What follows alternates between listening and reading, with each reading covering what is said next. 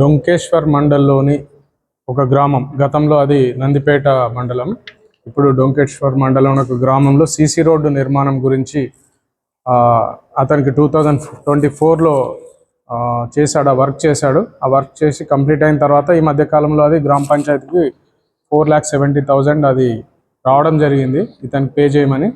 ఆ పే చేయాల్సిన అంశంలో ఇక్కడ పంచాయతీరాజ్ డిపార్ట్మెంట్ నుంచి గతంలో పనిచేసినటువంటి ఈఈ గారు ఎవరైతే ఉన్నారో ఆయన ఇప్పుడు ప్రమోషన్ పైన నిజామాబాద్ వెళ్ళారు. ఆ భావన గారు సంతకం చేయాలి, కానీ ఇక్కడ ఆ ఫైల్ శ్రీనివాస్ శర్మ గారి దగ్గర పెండింగ్ ఉంది. డబ్బులు ఇస్తే మాత్రమే 7,500 రూపీస్ డబ్బులు ఇస్తే నేను వెళ్ళి సంతకాలు తీసుకొని వస్తానని చెప్పేసి కంప్లైంట్ను అడిగాడు ఈ కాంట్రాక్టర్ని. కాంట్రాక్టర్ అతను మమ్మల్ని అప్రోచ్ చేయడం జరిగింది.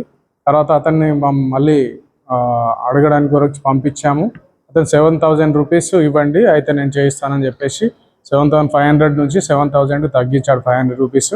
ఆ 7,000 ఈరోజు శ్రీనివాస్ శర్మ గారికి, సీనియర్ అసిస్టెంట్ గారికి ఇవ్వడంతో అదే టైంలో మేము రెడీ హ్యాండెడ్గా డబ్బులతో సహా పట్టుకోవడం జరిగింది. ఇలాంటివి ఏమున్నా సరే గవర్నమెంట్ అఫీషియల్స్ ఎవరున్నా పబ్లిక్ని డిమాండ్ చేసి, డబ్బులు డిమాండ్ చేసి లంచం అడిగితే మాత్రం తప్పనిసరి పరిస్థితిగా మాకు అప్రోచ్ అవ్వండి, వాళ్ళకి న్యాయం జరపడం జరుగుతుంది. అట్లాగే ఆ ఆఫీసర్ని కూడా బుక్ చేయడం జరుగుతుంది. లేదు, అతని వివరాలు మేము గోప్యంగా ఉంచుతాం. ఆ వివరాలు ఇప్పుడే బహిర్గతం చేయం.